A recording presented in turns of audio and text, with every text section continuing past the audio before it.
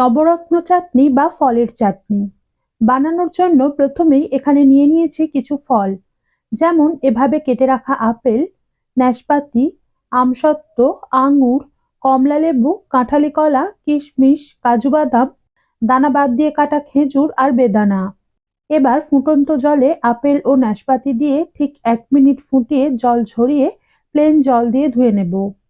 তারপর অল্প সাদা তেল গরম করে নিয়ে পাঁচফোড়ন দিয়ে কয়েক সেকেন্ড সাঁতলে এগুলোকে তুলে ফেলে দেব।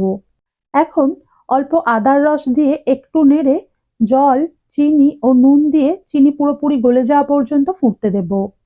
তারপর 15 মিনিট আগে ভিজিয়ে জল ঝরানো খেজুর, কাজু, কিশমিশ আর আমসত্ত্ব দিয়ে 2 মিনিট ফুটিয়ে গ্যাস বন্ধ করে পাতিলেবুর রস মিশিয়ে শিরাটাকে পুরোপুরি ঠান্ডা করে নিয়ে সমস্ত কেটে রাখা ফল আর অল্প বিট নুন মিশিয়ে নামিয়ে নেব।